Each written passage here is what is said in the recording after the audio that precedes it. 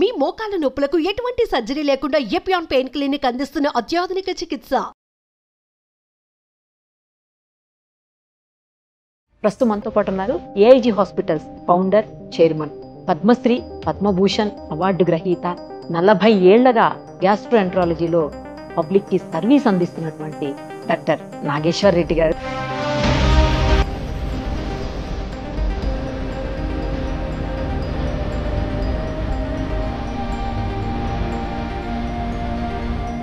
మనతో పాటు ఉన్నారు. ఒక్కసారి ఆయనతో మాట్లాడదాం. చాలా విషయాల మీద పబ్లిక్ కి అవగాహన కలిగించే ప్రయత్నం చేద్దాం. సార్ నమస్తే అండి, ఎలా ఉన్నారు సార్? బాగున్నా, చాలా హ్యాపీగా ఉంది సార్. నాకు ఇంతకు ముందు తెలియదు మీరు పద్మశ్రీ, పద్మభూషణ్ ఇవన్నీ కూడా ఎప్పుడు 2017లోనే మీకు ఉన్నాయని. జనరల్ గా అవి చాలా హానర్ గా ఫీల్ అవుతాము, అవి వచ్చినాయి అంటే గ్రేట్ అన్నట్టు. బట్ మీరు ఎక్కడా ఎప్పుడు చెప్పుకోరు, ఎందుకు సార్? ఎప్పుడు డౌన్ టు ఎర్తే ఉంటారు, ఇంత ఎదిగినా కూడా మీరు. అంటే ఈ అవార్డ్స్ అన్ని కూడా మాకు ఇట్స్ బై ప్రోడక్ట్ సంబంధించి చేసే వర్క్ చేసుకుంటా ఉండాలి, బై ప్రోడక్ట్స్ వస్తుంటాయి అన్నమాట. సో దీనివల్ల మనము ఎమోషనల్గా అటాచ్ కాకూడదు అవార్డ్స్కి.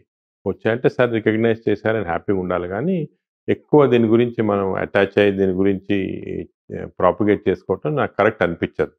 జనరల్గా అవార్డ్స్ ఇచ్చేది రికగ్నిషన్ మాకు అదే గవర్నమెంట్ కానీ లేకపోతే మా మెడికల్ సొసైటీస్ కానీ ఉంటాయన్నమాట. నా బిలీఫ్ ఏమంటే చాలా వరకు మా మెడికల్ డాక్టర్స్ రికగ్నైజ్ చేసి ఇచ్చే awards are much bigger than జనరల్గా గవర్నమెంట్ ఇచ్చే అవార్డ్స్. కానీ అందరూ అనుకుంటారు పద్మశ్రీ, పద్మభూషణ్ అంటే పెద్ద అవార్డ్స్ అని. బట్ నా ప్రకారము దీనికన్నా కూడా అవార్డ్స్ మాకు గవర్నమెంట్ ఇచ్చే అవార్డ్స్ కన్నా కూడా మా సొసైటీస్, అంటే ఫర్ ఎగ్జాంపుల్ మాకు American society of gastroenterology Rudolf Schindler award అని ఇచ్చింది. ద బిగ్గెస్ట్ అవార్డ్స్ మాకు మా ఎండోస్కోపీలో సంథింగ్ లైక్ హైయెస్ట్ అవార్డ్. అటువంటి అవార్డ్స్ వస్తే వీ ఫీల్ బాగా హ్యాపీగా ఉంటుంది, ఫుల్ఫిల్డ్గా ఉంటుంది. బట్ చాలా వరకు ఈ అవార్డ్స్ జనరల్గా ఎలాగంటే ఒక ఏజ్ వచ్చిన తర్వాత వస్తుంటాయి చేసిన వర్క్ వల్ల, దానికి పెద్ద ఇంపార్టెన్స్ ఇవ్వకూడదు. సార్ అసలు అన్నింటికి కూడా ఇప్పుడు వస్తున్నటువంటి ప్రతి ప్రాబ్లంకి గట్ హెల్తే ఇంపార్టెంట్ అని అందరూ మాట్లాడుతూ ఉన్నారు. దాన్ని సరిగ్గా చూసుకోకపోవటం వల్లే రకరకాల హెల్త్ ఇష్యూస్ వస్తున్నాయి, అది చివరికి మరణాల వరకు దారితీసేటువంటి పరిస్థితులు. అసలు గట్ హెల్త్ ని ఏ ఏ భాగాల్లో చూడాల్సి ఉంటుంది, ఏ రకంగా మనం ఐడెంటిఫై చేసుకోవాల్సి వస్తుంది సార్? ఇది చాలా ఇంపార్టెంట్ సబ్జెక్ట్ మీరు చెప్పింది. గట్ హెల్త్ అనేది ఇంతకుముందు ఏమనుకునేవాళ్ళంటే హార్ట్లో ఏమైనా ప్రాబ్లం ఉంటే, బ్రెయిన్లో ప్రాబ్లం ఉంటే, అంటే కార్డియోవాస్కులర్ డిజీజ్, న్యూరలాజికల్ డిజీజ్, ఈ ప్రాబ్లమ్స్ ఉంటే మనకి ప్రాబ్లమ్స్ వస్తాయి, దీనివల్ల ప్రజలు చనిపోతున్నారు హార్ట్ అటాక్ వల్ల కానీ బ్రెయిన్ స్ట్రోక్ వల్ల అని అనుకునే వాళ్ళు దీనికి చాలా ఇంపార్టెన్స్ ఇచ్చేవాళ్ళు. ఫర్ ఎగ్జాంపుల్ 40 సంవత్సరాల క్రితం నేను గ్యాస్ట్రోఎంట్రాలజీ టేకప్ చేసినప్పుడు అందరు చెప్పారు ఈ సబ్జెక్ట్ని తీసుకున్నారు, దీనికి అసలు ఫ్యూచరే లేదు, అసలు మనకి గ్యాస్ట్రోఎంట్రాలజీ అంటే ప్రేగులకు సంబంధించింది, ప్రేగులకి ఏం ఫంక్షన్, తిన్న ఆహారం డైజెస్ట్ చేయటం, మన బాడీలోకి తీసుకెళ్ళటం అంతే, దానికి వేరే ఇంకేం లేదు, వాట్ ఈస్ ద ఇంపార్టెన్స్ అని. కానీ ఇప్పుడు మనకు తెలిసిందేమంటే మన హెల్త్ అంతా, కంప్లీట్ బాడీ హెల్త్ అంతా కూడా గట్లో కంట్రోల్ ఉంది, అంటే మన ప్రేగుల ద్వారా కంట్రోల్ ఉంది. అంటే మన హార్ట్ కూడా గట్ని కంట్రోల్ చేస్తుంది, అదేవిధంగా బ్రెయిన్ కూడా మన గట్టే కంట్రోల్ చేస్తుంది అని చెప్తాను. దాని గురించి చాలా ఇంట్రెస్టింగ్ రీసెర్చ్ జరిగింది. మనం మామూలుగా ఏమనుకుంటే ఆహారం తింటాం కదా, మన ఆహార వాహికలోకి వెళ్తుంది, దాని తర్వాత స్టమక్ లోకి వెళ్తుంది, చిన్న ప్రేగులో పెద్ద ప్రేగులో వెళ్ళి బయటకు వచ్చేస్తుంది మిగిలిందంతా. డైజెస్ట్ అయ్యేది కార్బోహైడ్రేట్స్ కానీ, ప్రోటీన్స్ కానీ, ఫ్యాట్స్ కానీ లోపల బాడీలోకి ఇంటెస్టైన్స్ లోంచి పీల్చుకోబడుతుంది. అక్కడ వాళ్ళు లివర్కి వెళ్ళి అక్కడి నుంచి ప్రోటీన్స్ గా తయారు కావటము, అలాగే కొలెస్ట్రాల్ గా తయారు కావటం అన్నీ అవుతాయి. దిస్ ఇస్ నార్మల్ అనుకునేది. కానీ గత 5 సంవత్సరాలుగా మనకి ఏం తెలిసిందంటే ఇది కరెక్ట్ కాదు. అంటే మన ఇంటెస్టైన్స్ ఇంత సింపుల్ కాదు, మన ప్రేగులో millions and millions of billions అనొచ్చు బ్యాక్టీరియా ఉన్నాయి. అంటే బ్యాక్టీరియా అంటే చిన్న చిన్న మైక్రో ఆర్గానిజం, బ్యాక్టీరియా, వైరస్ ఇవన్నీ.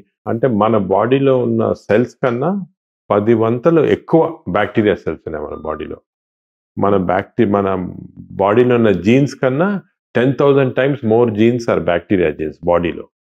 సో మనం తిన్నది ఆహారం కానీ ఏమన్నా కూడా ఆ బ్యాక్టీరియా డైజెస్ట్ చేసి అవి మనకి మన బాడీలోకి పంపిస్తుంది. అంటే మనం డైరెక్ట్ గా డైజెస్ట్ చేయటం లేదు, ఫస్ట్ బ్యాక్టీరియా తింటాయి, బ్యాక్టీరియా తినిన తర్వాత తిని వాళ్ళు ఎనర్జీ ప్రొడ్యూస్ చేసి మనకి ఇస్తుంది అన్నమాట. అంటే ఒక మదర్, కొన్నిసార్లు మీరు ఈ నేచర్ లో చూస్తుంటారు, ఈ బర్డ్స్ లో మదర్ బర్డ్ ఏమో తిని అది పర్వాలేదా బాగానే ఉందని చెప్పి బేబీకి ఫీడ్ చేస్తారు. అలాగే మన బ్యాక్టీరియా కూడా అటువంటి అన్నమాట, మన బాడీలో మనం తిన్న ఆహారం ఫీడ్ చేసి. ఎందుకంటే నేచర్ లో ఎప్పుడెప్పుడు నుంచి వచ్చింది, కొన్ని మిలియన్స్ ఆఫ్ ఇయర్స్ నుంచి ఎవల్యూషన్ అలాగ వచ్చింది. ఈ బ్యాక్టీరియా అనేది మన ఫస్ట్ ప్రపంచంలో ఆల్మోస్ట్ 4 బిలియన్ ఇయర్స్ అప్పుడు బ్యాక్టీరియా వచ్చాయి. మన ఎలాగా బ్యాక్టీరియా ఎలా స్టార్ట్ అయింది ఎవరికి తెలియదు కానీ వచ్చాయి. ఆ బ్యాక్టీరియా ఏమయ్యేదంటే మామూలుగా అంత వాటర్ లో ఉండేవి, ఎయిర్ లో ఉండే అలా ఉండే అన్నమాట, ఇండిపెండెంట్ గా. కనీసం ఒక 3-4 బిలియన్ ఇయర్స్ మన ప్రపంచంలో బ్యాక్టీరియా తప్ప వేరే ఇంకేం ఉండేది కాదు, జంతువులే ఉండేవి కాదు. అప్పుడు జంతువులు స్టార్ట్ అయిన తర్వాత ఈ బ్యాక్టీరియా జంతువుల్లోకి ప్రవేశించి మన బాడీలో ప్రతి సెల్ కి మైటోకాండ్రియా అని ఉంటుంది. అంటే మన బాడీ యాక్టివిటీస్ అంతా, ఎనర్జీ అంతా మైటోకాండ్రియా నుంచి వస్తుంది. That mitochondria is nothing but ఒక బ్యాక్టీరియా సెల్లోకి వెళ్ళిపోయి ట్రాప్ అయిపోయింది అక్కడ. So it's bacteria which is energy cell house అంటాం. సో అలా స్టార్ట్ అయింది మన రిలేషన్షిప్. స్లోగా ఓవర్ మెనీ ఇయర్స్ ఈ బ్యాక్టీరియా మన చర్మం పైన ఉంటే అన్ని చోట్ల ఉంటాయి, కానీ ఇంటెస్టైనల్ బ్యాక్టీరియా చాలా ఇంపార్టెంట్ అయింది. ఈ బ్యాక్టీరియాలో చాలా రకాలు ఉంటాయి, మంచి బ్యాక్టీరియా, చెడ్డ బ్యాక్టీరియా. దానికి మా మెడికల్ టర్మినాలజీస్ బ్యాక్టీరియాయిడ్స్ అంటాము, ఫర్మిక్యూటిస్ అంటాము, అంటే వేరే పేర్లు ఉన్నాయి. కానీ జనరల్ గా కామన్ పర్సన్ కి తెలిసిందేమంటే ఈ మన బాడీలో 1000 స్పీసీస్ ఉంటాయి. ఈ 1000 స్పీసీస్ లో ఒక 100 స్పీసీస్ బ్యాడ్ ఉండొచ్చు, ఒక 900 స్పీసీస్ మంచి ఉండొచ్చు. కానీ ఈ బ్యాలెన్స్ చేంజ్ అవుతూ ఉంటుంది ఎప్పుడు. మనకి సపోజ్ బ్యాడ్ బ్యాక్టీరియా 500 వచ్చాయి, 400 గుడ్ బ్యాక్టీరియా అంటే మనకి బ్యాడ్ బ్యాక్టీరియా ఎఫెక్ట్ వస్తుంది అన్నమాట. సో బాడీలో ఈ బ్యాక్టీరియా ఏం చేస్తుందంటే మనం తిన్న ఆహారానికి, ఉదాహరణగా మనం ఇప్పుడు చికెన్ తిన్నామనుకోండి, ఈ చికెన్ అనేది ప్రోటీన్స్ ఉండేది దాంట్లో, కానీ బ్యాక్టీరియా డిస్ట్రాయ్ చేసి దాంట్లో నుంచి ఒక కెమికల్ ని ప్రొడ్యూస్ చేస్తుంది. దాన్ని డోపమిన్ అంటారు. ఈ డోపమిన్ అనే కెమికల్ బ్రెయిన్కి వెళ్ళిపోయి బ్రెయిన్ యాక్టివేట్ చేస్తుంది. అదేవిధంగా మనం నట్స్ తిన్నాం, ఆల్మండ్ తిన్నాం అనుకోండి, దాంట్లో థైరోసిన్ అనే ఉంటుంది అన్నమాట. ఈ బ్యాక్టీరియా థైరోసిన్ ని డిస్ట్రాయ్ చేసి బ్రెయిన్ కి, హార్ట్ కి ఒక స్పెషల్ కెమికల్స్ పంపిస్తుంది. దానివల్ల హార్ట్ బీటింగ్ బాగుంటుంది, బ్రెయిన్ యాక్టివిటీ ఉంటుంది. సో మనం ఇంతకుముందు ఏమనుకున్నామంటే ఈ పర్టికులర్ ఆహారం తింటే మంచిది, యాక్టివ్గా ఉంటామని, బట్ బ్యాక్టీరియా వాళ్ళ మాట. ఇప్పుడు ఒక ఇంట్రెస్టింగ్ ఎక్స్పెరిమెంట్ కూడా చేశారు. అదేమంటే ఈ బ్యాక్టీరియా వల్ల మనకి యాక్టివిటీ, లేజినెస్ అన్ని వస్తుంది. ఇది యానిమల్స్ లో ప్రూవ్ అయింది. మైస్ లో కొన్ని మైస్, మనం రీసెర్చ్ అంతా ఎక్కువ మైస్ లో చేస్తాం. కొన్ని మైస్ లో యాక్టివిటీ ఉండదు సరిగ్గా, లేజీగా ఉంటాయి. కొన్ని మైస్ బాగా యాక్టివ్ ఉంటాయి. ఈ రెండింటి మైస్ కి డిఫరెన్స్ ఒకటే, లోపల ఉన్న బ్యాక్టీరియా. ఈ లేజీగా ఉన్న మైస్ కి మన యాక్టివ్ ఉన్న మైస్ బ్యాక్టీరియా ఇస్తే, నోట్ ద్వారా ఇస్తే అవి యాక్టివ్ అయిపోతాయి అన్నమాట.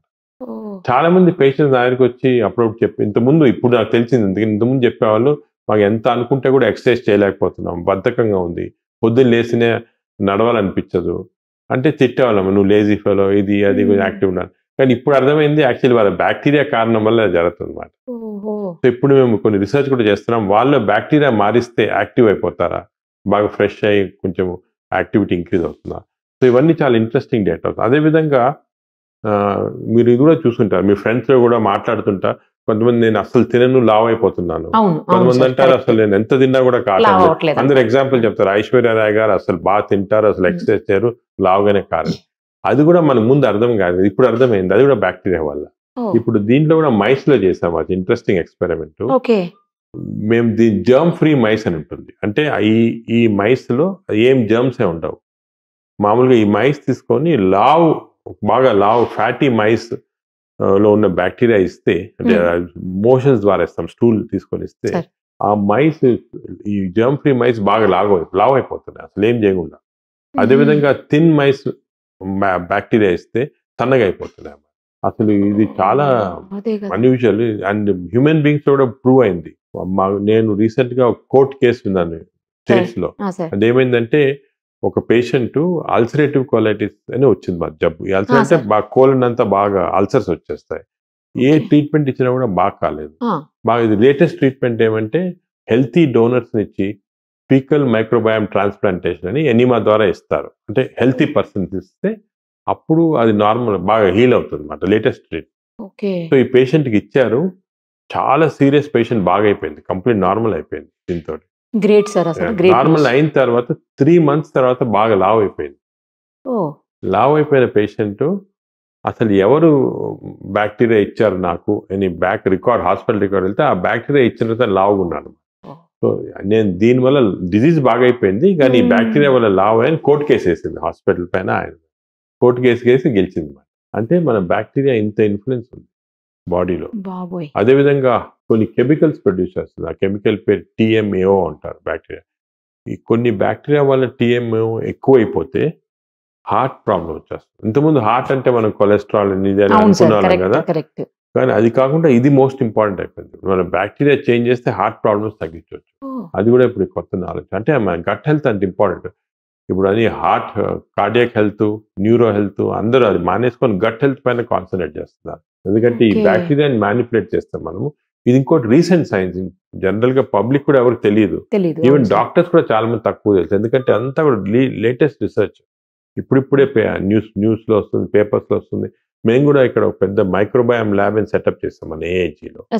ఈ మైక్రోబయామ్ ల్యాబ్ లో we're now able to do genetic analysis of all the 1000 bacteria species. ఇంతకుముందు అది లేదు, టెక్నాలజీ లేదు, దానికే కనుక్కోలేదు మేము. అసలు బ్యాక్టీరియా అంటే ఏదో అనుకున్న వాళ్ళము, కల్చర్ చేసే వాళ్ళం, కొన్ని వచ్చేవి 30 స్పీసీస్ వచ్చాయి. ఇప్పుడు ఈ మెటాజీనోమిక్స్ అని కొత్త టెక్నాలజీ వచ్చింది, 1 year నుంచి అవైలబుల్ ఉంది. అది పెట్టి మేము were able to completely analyse అన్ని. ఒకరు దానికి ఇప్పుడు ఒక స్పెషల్ చెకప్ కూడా కొంతమంది మాకు వస్తున్నారు డిఫరెంట్ డిజీజ్ తోటి. ఏం అర్థం కాకపోతే బ్యాక్టీరియా, గట్ బ్యాక్టీరియా చెక్ చేస్తున్నాం. 1000 స్పీసీస్ చెక్ చేసి ఇప్పుడు దాంట్లో మీకు ఈ బ్యాక్టీరియా ఎక్కువ ఉంది, దీనివల్ల లావ్ అవుతున్నాం, ఈ బ్యాక్టీరియా తక్కువ ఉంది, దీనివల్ల డైజెషన్ కావడం, అంత కంప్లీట్గా వేరే అనలైజింగ్ పెద్ద రీసెర్చ్ ప్రాజెక్ట్ చేస్తున్నాము. హెమ్స్లే అని ఒక న్యూయార్క్ ఇజ్రాయలీ కంపెనీస్ వాళ్ళతో పెద్ద రీసెర్చ్ ప్రాజెక్ట్ దాంట్లో. సో మనం ఇప్పుడు ఇంకోటి ఏమంటే దీంట్లో తమాషా, ఈ బ్యాక్టీరియా అనేవి ఒక దేశం నుంచి వేరే దేశానికి వేరేగా ఉంటుంది. మన ఇండియాలో ఉన్న బ్యాక్టీరియా వేరే, అమెరికాలో ఉన్న బ్యాక్టీరియా వేరే. అదేవిధంగా మన ఇండియాలో కూడా ఊర్లలో ఉన్న వేరే బ్యాక్టీరియా వేరే, విలేజెస్లో ఉన్న బ్యాక్టీరియా. సో మేము ఏం చేసామంటే ట్రైబల్ ఏరియాస్ ఉంటాయి కదా, మన కాకినాడలో ఉన్నాయి కొన్ని, అస్సాం ఏరియాస్, అక్కడ ఈ ట్రైబల్ ఏరియాస్ నుంచి అందరు బ్యాక్టీరియా చెక్ చేసాం ఇంటెస్టైన్స్ లో. ఈ ట్రైబల్ ఏరియాలో వీడు కాకినాడలో ఉండి, అస్సాంలో ఉండి, మన ఛత్తీస్గఢ్లో ఉన్న ఈ ట్రైబల్ అందరికీ సేమ్ టైప్ ఆఫ్ బ్యాక్టీరియా ఉన్నాయి, సేమ్. వేరే హైదరాబాద్ లో ఉన్న అతనికి, ఢిల్లీలో అతనికి వేరే బ్యాక్టీరియా. అది ఎలాగంటే ఈ ట్రైబల్స్ కూడా మనకి ఒరిజినల్ గా ఎవల్యూషన్ లో ఫస్ట్ వచ్చి ఒక చోట ఉండిపోయారు, అందరితో మిక్స్ కాలేదు. వాళ్ళ ఈటింగ్ హ్యాబిట్స్ అన్ని కూడా కంప్లీట్ ఐసోలేటెడ్ అయిపోయారు. మనం అప్పుడున్న బ్యాక్టీరియా అలాగే ప్రిజర్వ్ అయిపోయింది. మనం వచ్చామనుకో, ఇప్పుడు హైదరాబాద్కి వచ్చామనుకోండి, మన ఊర్లలో ఏదో ఇడ్లీ దోశ తినాలి, ఇక్కడ పిజ్జా హ్యాంబర్గర్ తినాలి, అంటే చేంజ్ అయిపోయింది. హ్యాబిట్ చేంజెస్ వల్ల ఒక్కొక్క చోట వేరేగా అయిపోయింది. But original bacteria is healthy bacteria. 1000 bacteria మంచి ఉండే మన బాడీలో. అన్ఫార్చునేట్లీ ఈ అర్బనైజేషన్ వల్ల బ్యాక్టీరియా చేంజ్ అయ్యి కొన్ని చెడ్డ బ్యాక్టీరియా ఎక్కువ కనిపిస్తున్నాయి. ఇప్పుడు ఇది కూడా మేము చూసినామంటే కొన్ని డిజీజ్ లో స్పెసిఫిక్ గా చాలా రీసెర్చ్ చేస్తున్నాం దీనిపైన. ఈ అల్సరేటివ్ కొలైటిస్ కానీ ఇవన్నీ కూడా ఊర్లలో ఉండేవి కాదు ఇంతకుముందు. మన ఇప్పుడు మాకు పటాన్చేరు దగ్గర ఒక 20 విలేజెస్ మేము దత్తు తీసుకొని చేస్తున్నాం దానిపైన రీసెర్చ్, అక్కడ వర్క్ చేస్తున్నాం. అంటే ఫ్రీ హెల్త్ కేర్ అంతా ఇస్తున్నాం వాళ్ళకి. గత 20 సంవత్సరాలుగా ఫాలో చేస్తున్నాం. నేను ఫస్ట్ హైదరాబాద్కి వచ్చినప్పటి నుంచి 2000 నుంచి చేస్తున్నాం అక్కడ. ఈ 20 years లో వాళ్ళ బ్యాక్టీరియా కంప్లీట్ చేంజ్ అయిపోయింది. ఫస్ట్ వేరేగా ఉండేది, వాళ్ళకి ఇన్ఫెక్షన్స్ అవన్నీ ఎక్కువ ఉండేవి. ఈ లాస్ట్ 5-10 years కొంచెం గవర్నమెంట్ ఆఫ్ తెలంగాణలో బాగా వాటర్ సప్లై క్లీన్ చేసి అంతా చేస్తారు. చేస్తే ఆ ఇన్ఫెక్షన్స్ తగ్గిపోయాయి, బ్యాక్టీరియా చేంజ్ అయింది. కానీ ఇంకోటి ఏమైందంటే ఫాస్ట్ ఫుడ్స్ వచ్చేసాయి. అంటే ఇప్పుడు మీ ప్రతి చిన్న ఊరికి వెళ్తే కూడా ఒక ఇది ఉంటుంది, చిన్న కొట్టు ఉంటుంది, దాంట్లో చిప్స్, నూడిల్స్ అవన్నీ ఉన్నాయన్నమాట. సో దాంతో వాళ్ళకి బ్యాక్టీరియా చేంజ్ అయిపోయి వెస్టర్న్ బ్యాక్టీరియా వచ్చి ఇప్పుడు ఊర్లలో అంత బ్యాక్టీరియా, అమెరికాలో ఏ బ్యాక్టీరియా ఉందో ఆ బ్యాక్టీరియా ఉంది వీళ్ళకి వచ్చి, వాళ్ళకి అంతా డిజీజ్ కూడా అలాగే వస్తున్నాయి. కోలైటిస్ అని కొత్త రకాలైన జబ్బులు వస్తున్నాయి ముందు లేదు. సో అంత ఇంపార్టెంట్ అన్నమాట బ్యాక్టీరియా.